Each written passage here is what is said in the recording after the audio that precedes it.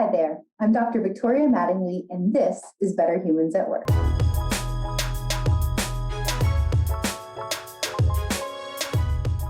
On today's episode, I'm joined by Michael Ogunsanya, who's the CEO and co-founder of MindStand. Michael experienced workplace discrimination firsthand, and it fueled him to create equitable technology for the next generation of the workforce. MindStand's AI product integrates within workplace email and messaging platforms like Slack to help leaders quantify culture and use metrics to help foster healthy online work environments. MindStand and Michael are based in Baltimore, and their team is paving the way for DEI technology. In today's episode, Michael and I talk about the work that he's doing in MindStand, and most importantly, this intersection between DEI and data, a personal passion topic for myself and us over here at Mattingly Solutions. Without further ado, here's Michael sharing the amazing work that he has underway with the intersection of technology and diversity, equity, and inclusion. Hi, Michael, how are you today? Hey, Victoria, I'm doing great, doing really good. Just had some great conversations, putting some pieces together, some press. I'm excited and I'm happy. I'm blessed to be alive. And today, my birthday, my 23rd birthday was last Friday. So I'm getting older. You are still such a young and 23 and so accomplished. Well, happy belated birthday. And I'm just so excited to share your story and everything that you've done and built with MindStand, and just to talk about my favorite topic in this space, that intersection between diversity, equity, inclusion, and data. So thank you again for joining us today. Can you tell us a little bit about MindStand and how you started this company? Like what is your origin story? Absolutely. So thank you all for having me. My name is Michael Ogunsanya, and I'm the CEO and co-founder of MindStand. This started 3 years ago as just 3 college students who were so enamored with technology, who experienced harassment from an online perspective, and knew that as we move towards a more technologically advanced society, as email and Slack messages become the future, we can use data, your company's data, to help inform you on what inclusion looks like.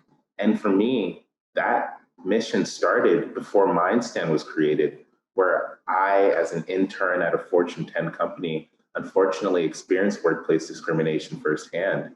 And I saw that for a lot of people of color, women, and people in the LGBTQ plus community, there aren't many opportunities for you as an employee to let your supervisor or your CEO know where they could be getting better in terms of inclusion and belonging. So our whole premise is we are a simple tool that you log on to with a simple URL, yourcompany.mindstand.com. We plug into your messaging, your chats, all of the communication and fun areas of your company to help you quantify what does inclusion look like when supervisors are communicating to employees. When you have a DEI survey that you've executed and are excelling in, what does it look like when certain demographics are communicating between one another? Just a simple way to apply our technology, AI, to understand conversations and unpack where your company can be getting better or highlight areas for recognition. Our tagline is fostering a healthy online community, one post at a time, here in Baltimore. I love it. And so I'm so intrigued with the AI component. And so for those out there who are in the tech space, artificial intelligence, right? And so it learns, like you feed it algorithms and then it learns. And so it's able to kind of take out some of the human power to get that analysis. So tell me a little bit more about how AI is used to help identify some of these issues that you mentioned, and especially the conversation piece, because doing DEI work, I feel like so much of it is just giving voice and really listening to that voice and then doing something with those perspectives of those underrepresented groups. And so the fact that you're at the intersection of the technology and that voice piece, I think is really powerful. So can you tell us a little bit more about the AI component? Absolutely. Our goal, what we wake up every day to do, is to make that artificial intelligence piece as seamless as possible for you as the end user, as the supervisor, or the HR manager. Our whole goal is we've developed AI. Just thinking about the evolution of technology, we had a physical calendar, a calculator, a stopwatch, an email system, but it's now just your iPhone. So MindStand is elaborating a bit on that. We have models that identify certain languages, aggressive language, toxicity, potentially harmful language towards the AAPI community, racism, or anti-Semitism. And the interesting thing is that with AI, we're not just flagging one word. We're not just flagging one phrase. We're looking at a conversation to help you unpack what does it look like for conversations to flow within your organization.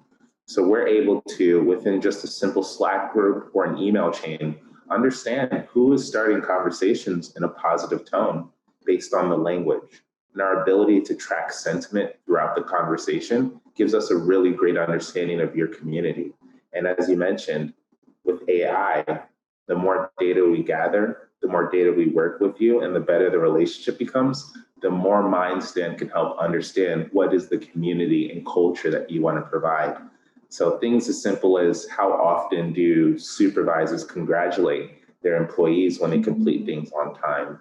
What does it look like when you use certain words that may not be inclusive towards pronouns? A story that we've heard was that a chief people officer came to MindStand because she said that she's been receiving so many complaints during this remote work world, specifically because a new advisor would say to their employees, if you would just. Simple things you never realize, but Karen, if you could just complete this assignment, we could all go home. Alex, if you could just blank, blank, then we would be done. Those simple, nuanced things you may not have even understood can lead towards a more unwelcoming environment for people in your culture. So as we build this technology and are meeting with Fortune 500 companies to install this as a long-term solution, we're finding so many unique use cases that describes how this new online digital world can be a bit more easy with the use of cutting edge technology that we have at MindStand.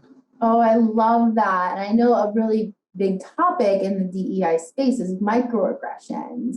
And, there's the common ones, assuming a woman doesn't want a promotion because, she'd rather be home with the kids, asking to touch people's body parts, whether it's their hair or their pregnant tummies or just inappropriate things, right? And this thing, we can still wrap our mind around those type of microaggressions, but a true microaggression, in addition to those, awful examples I just shared, it really is that nuance where the target finds himself even wondering, like, am I blowing this out of proportion? Like, was that for real? Like, you don't even know for sure, but it jabs you over time. Or like, there's a really good video about how microaggressions are like mosquito bites or like paper cuts, that death by 1,000 paper cuts, right? And so this idea of like, if you could just, right, that statement in and of itself is not something that's, defamatory or like outright discrimination, but over time, if you could just the anxiety and the stress that could provoke, and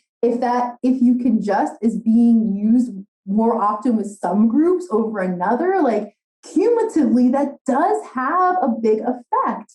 And I am curious, when you were talking about the AI component and all the data, and how it looks at whole conversations and not just specific words, I got thinking, I had a little smile on my face because I got thinking about the movie Minority Report and how they had like AI, like robot technology being able to predict crimes before they happen, right? And then it gets all sci-fi and like, not applicable, but that concept of predicting future discrimination before it happens so you could intervene and do some training, do some coaching, just even the awareness of that, hey, like, there's a better way to say this. Like, that could be really powerful because companies are all just scrambling right now to build these more inclusive cultures. And the sad thing is, it's usually a very reactive approach, or it's after something bad has already happened. The culture is already so toxic that it's going to take years and years to get back on track. So imagine if people can come in and start diagnosing and predicting before things get bad, I think that's really powerful. Absolutely. I couldn't agree more. And that's really the starting point of a tool like MindStand. When you see MindStand and you think that it could be beneficial to your company, the first thing that we do is we give you a survey.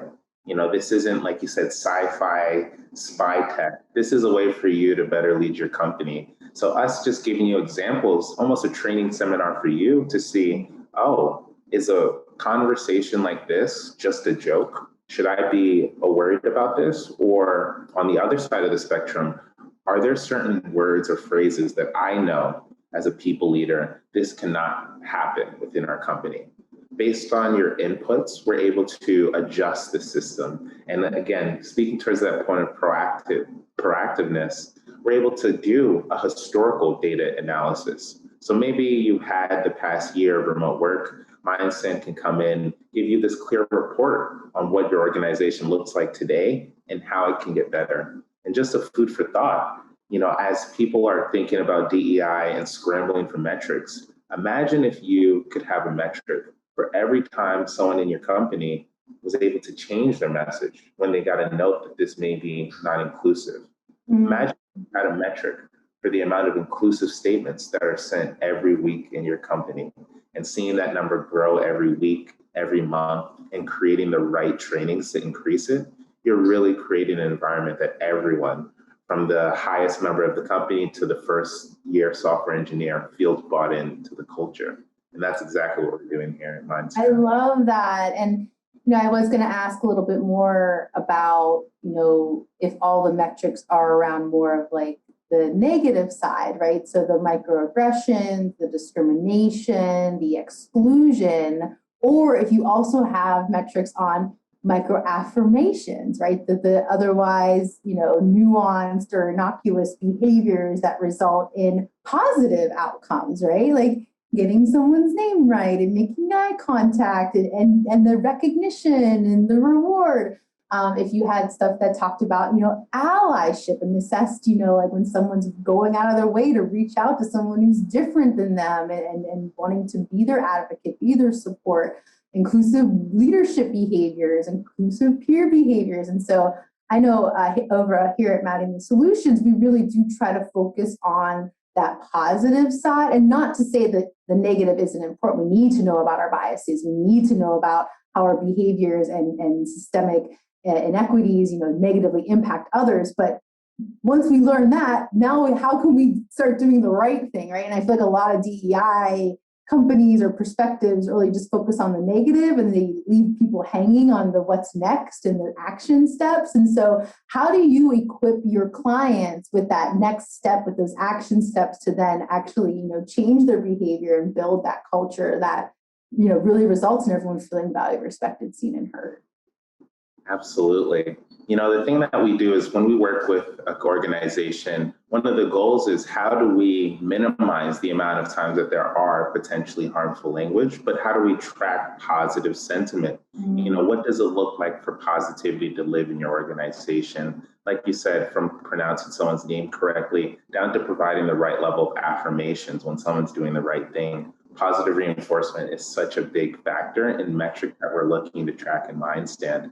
A great thing that we've done is, as well as with Mattingly Solutions and other HR firms, people firms across the country, we're building an amazing data set, a database of practitioners who are skilled in the space of positive reinforcement, of inclusive leadership, so that with MindStand, you're not breaking the budget with invited speakers or doing company-wide seminars that may not reach the right people. We're giving you the right data to understand this is the group of people and this is the training or opportunity area for you to execute right then and there. A great thing that we're doing is we're handing you the data, and we're also handing you a great list of the best firms, the best practitioners, to ensure that creating change based on this data is as simple as 2 clicks of a button and the schedule of a meeting.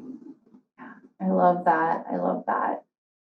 I think we covered so much. Could you talk a little bit more? Because as I said, that intersection between metrics and DEI, I love that space. I'm always trying to help my clients come up with more innovative ways of using data, even just something like people get just so overwhelmed, like it's so complicated, and they pull the HRIS data and it's just, a million of the pivot tables and all the different slices and crosstabs. And it's like, no, it could be as simple as how many executives attended your last ERG? How many people, attend or just joined or are retained in your, diversity council? Or, it doesn't have to be these complicated data points. What matters is that we're measuring things that matter and we're tracking that progress. So I'm curious, what have been some interesting data points that you've helped clients capture to be able to, track that progress towards a more inclusive culture? Absolutely. So to give you an example, there was a 35-year-old white male tech CEO that reached out to MindStand about a year ago, not with data, not with any quantitative understanding of DEI, but he simply said, I'm worried that my 50-member startup may have a bro culture. There's this kind of nuanced feeling, I can kind of see it even in the small interactions. And the thing I want to do, right, starting today is to be a much more informed and inclusive leader. And from that day, the first thing we did with him was to understand, do a session to figure out what may be the innate biases between him and other employees. But the next thing was just for him to send over the past 3 years of Slack communication data, which we educate to our team. It's super easy. That's data that you own. Sometimes that could be data that an employee may screenshot. So this is something that you have the responsibility to sit over. And him just sending over those messages, over 300,000, we created a 12-page report for him, just starting with things as simple as during high peaks in communication, what's the positivity rate? What are some of the most discussed topics? For a lot of the times when people think of DEI and the frustrations, the thing they want is a way to demystify what it really means to be positive in your company. What is the characteristics of a highly performed person in your company? And in that 12-page report, we showed him the volume data within his organization, some engagement metrics around times of most activity, dates. And then, of course, we showed him what are some examples of conversations that have caused some inflection points in the organization. And just in us doing that, him reviewing this document and asking us some questions for a 45-minute meeting, he identified that there was someone that was toxic in his organization, and it was actually coming from some of the women in his company. So in him realizing that it wasn't much of the male presence that was causing it, it may have been the women presence, specifically someone who was creating this environment for other women.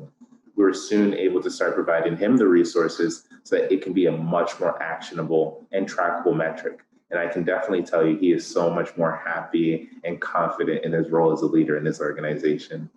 I love that story. I am so excited for everything that you're doing, Michael, and where you're going with MindStand. The world needs y'all right now. And I know you and I have talked about lots of different ways that our two firms can work together. So I'm just super excited. I feel like we're going to take over the world and make it a better place. But just to wrap up, what 3 pointers do you have for leaders out there who want to use data in a more intentional way to build an inclusive workplace culture? Absolutely. I think the first is transparency. There will have to require a certain level of vulnerability for you as a leader when you want to start using data to become better. It's a conversation, a fireside chat with your team to ask them, what do you think is going well in the company? It's you saying, I see the headlines, I see the market trends, and I understand that I, as the leader, have to do something to create a better environment. Creating that initial transparency with your team removes any doubts that you're using, any doubts that the data isn't going to be used for the best input of the company. The second thing is proactiveness. How can you put yourself in a position to be a bit more proactive? You have to understand that on one side is progress, progress and growth. But before you get there, you have to understand the areas that you need to be better in. So implementing a strategy, a mindset towards proactiveness is the second huge piece towards creating a better environment. And then the third is trust, especially when you're using data and you're trying to use it to empower some of your DEI and people goals. Creating a sense of trust in your community is key. How you send surveys, how you engage with your clients and the people internally in your company to build the trust that their leader, their CEO, their chief human resource officer is doing the right things for their organization. So between transparency, trust, and proactiveness, those are the three goals and key characteristics you need to have to empower your team with data. Oh, I love that. I love that. Michael, where can people find you, connect with you, and learn more about MindStand? Absolutely. Thank you, everyone, for listening. Check out mindstand.com, MindStand.com. You'll see a guy like this standing up there waving at you, ready to answer any questions. You can schedule a demo so you can talk to me and really see what MindStand looks like. And hopefully you can be one of our first early customers as we close out our first cohort, so that we can give you some excellent use cases and you can better understand how data can lead towards a more proactive, welcoming environment. Michael, thank you so much for sharing your stories and your insights with us today. And thank you for everything that you're doing to help us all be better humans at work.